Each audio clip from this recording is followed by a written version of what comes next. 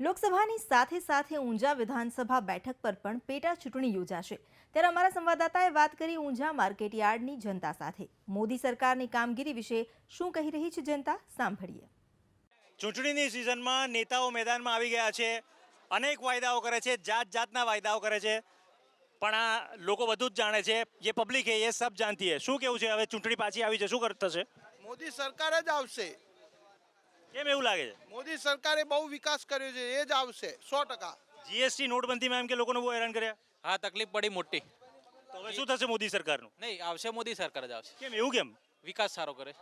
GST નોટબંધી તમે કહો છો કે તકલીફ પડે પણ ઓવરઓલ સારું જ છે। લોકો ઘર વગરના થઈ ગયા। જીએસટીમાં તો લોકો ઘર વગરના પાયમાલ થઈ ગયા, ખેડૂતોને મફતના માલ લૂંટાય। આ ભાઈ તો કહે છે મોદી સરકાર આવશે। અને મોદી સરકાર આવે પણ ખેડૂતોને મફતમાં માલ લૂંટાય એનું કોણ છે?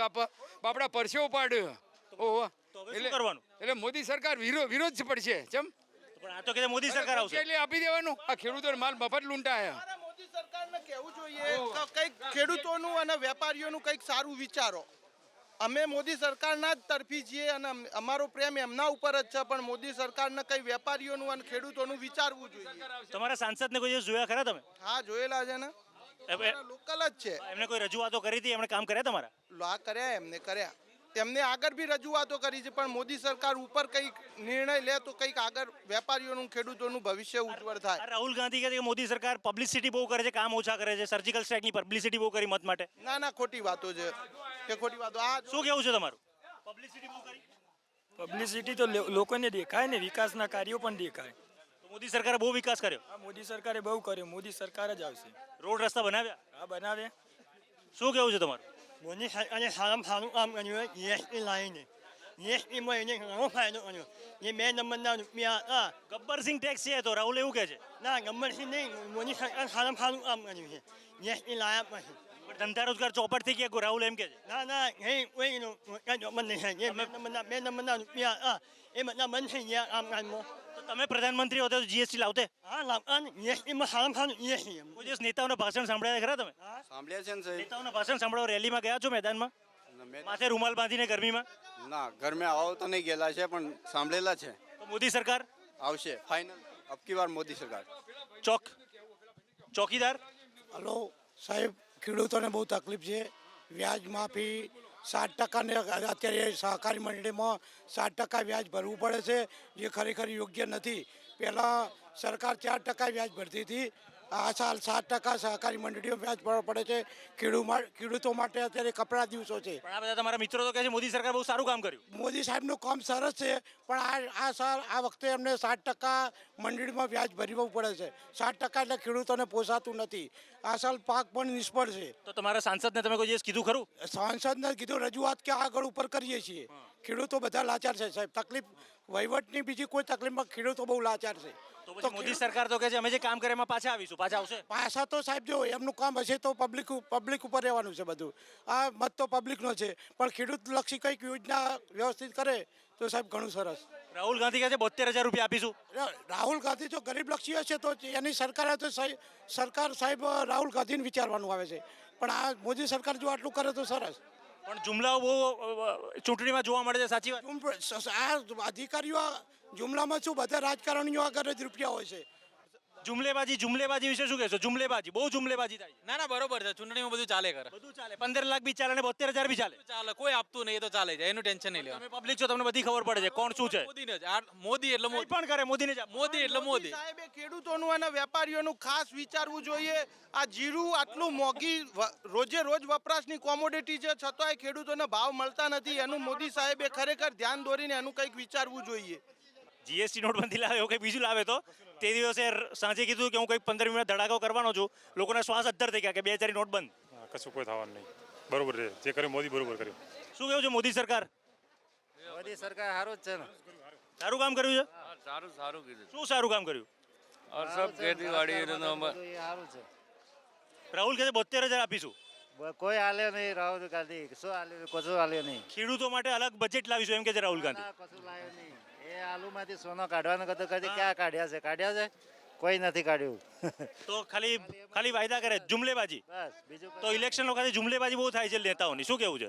હા, રાહુલ ગાંધી 72,000 નહીં આપે? ના નહીં હાલે કોઈ ના હા, રાહુલ ગાંધી 72,000 નહીં આપે? મોદી સરકારે 15 લાખ આપવાની વાત કરી. હા 15 લાખ આપશે ને હા? આપશે આપશે એકાઉન્ટ ચેક કર્યું તો 15 લાખ આપશે મોદી સરકાર. એમને આશા છે, અહીંયા કામ કરે છે. પણ મોદી સરકારની કામગીરી ઘણી સારી છે, જીએસટી નોટબંધી તેમ છતાં પણ. અને એમનું કેવું છે કે જીએસટી નોટબંધી ગમે તે હોય પણ દેશમાં મોદી સરકાર જ આવશે, એવું કેવું છે તમારું? શું કેવું છે? દેશમાં મોદી સરકાર જ આવશે એવું કેવું છે તમારું? મોદી સરકાર જ આવશે 100%.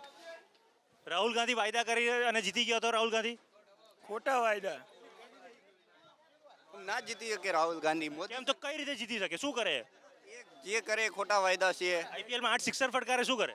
સિક્સર વિક્સર જો આપણે તો મોદી સરકાર જ આવશે દેશને માટે સારું એ જ કરે દરેક વસ્તુમાં કહેવા દેશનો વિકાસ કરવો હોય તો મોદી સરકાર જ જુએ ભલે 15 લાખના વાત ખોટી હોય. ભલે ગલે ગમે તે હોય ભલે ટામેટર પોચના 50 રૂપિયા કિલો ખાવાના થઈ જાય તો એ મોદી સરકાર જ આવશે. 15 લાખના ખોટા વાયદા લોકો એમ કહે છે, વિપક્ષ એમ કહે છે, છતાં મોદી સરકાર જ આવશે. સરકાર ગમે તે લાવે પબ્લિકના હાથમાં છે ને પબ્લિક જ લાવશે. આ વખતે એનું રિઝલ્ટ મળી લેશે જે હોય તે. તો શું લાગે છે મોદી સરકારના જે 5 વર્ષના કામ છે ફરીથી? 5 વર્ષના કામમાં એમને વિકાસ બતાવ્યો છે પણ ક્યાં દેખાય છે વિકાસ? ખેડૂત મર્યો છે, વેપારી મર્યો છે, કોણનું ઘર ચાલે છે? મધ્યમ વર્ગ ટોટલી મરી ગયું છે. અહીંયા તમારા મિત્ર એક જણા સુખી છે, એક છે એકદમ અત્યંત ગરીબ માણસ ને એક સુખી મિડલ ક્લાસ માણસ ટોટલી મરેલો માણસ છે. અત્યારે 20,000માં ઘર નથી ચાલતું ને ચલાવીને બતાવો તમે. સુખી છે. તો પણ તમારા મિત્રો તો કહે છે કે મોદી સરકારે સારું કામ કર્યું છે, એ જ આવશે. સરકાર સારી છે નો ડાઉટ, પણ એ મિડલ ક્લાસ લોકોનું કઈ વિચારતી તમે નથી. એ વિચારો. તો પણ હવે શું કરવાનું? હવે શું કરવાનું? સરકારને જોવાનું, અમારે કઈ સરકાર તો તમે ચૂંટશો ને, તમે પાછા મોકલશો તો પાછું એમ કરશે. એ તો આગળ રિઝલ્ટ જોઈ લેજો ને સરકારનું. ક્યાં નહીં કહેતા અમે, જોઈ લેજો રિઝલ્ટ તમે. એટલે મોદી સરકારના પાયા હચમચી જશે એવું કેવું છે તમારું? હા હલશે, કેમ નહીં હાલે? એક સત્તું શાસન તમે આપશો તો એનું રિઝલ્ટ ખરાબ જ આવે. કોઈ પણ હોય, કોંગ્રેસ હોય કે ભાજપ હોય. તો 72 સરકાર આવશે તો જ તમારું કામ થશે. વિપક્ષ મજબૂત હોવો જોઈએ. તો રાહુલની 72,000ની વાત સારી કે ખરાબ?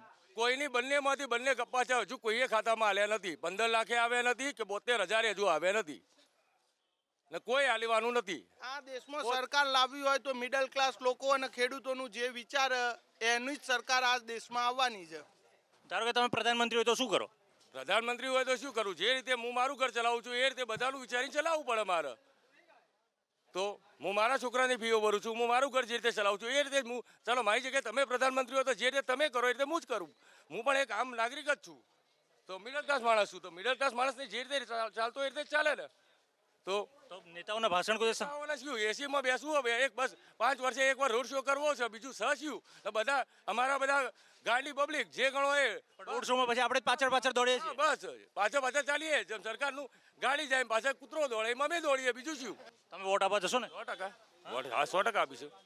તો જનતા કહે છે વોટ આપીશું, મત આપીશું અને જેણે અમારા કામ નથી કર્યા એને બહાર કાઢીશું. આ છે જનતાનો મૂડ. આપ જોતા રહો એબીપી અસ્મિતા, ગુજરાતની અસ્મિતા. તો અત્યારે બસ આટલું જ. વધુ સમાચારો માટે આપ જોતા રહો આપણી ચેનલ એબીપી અસ્મિતા.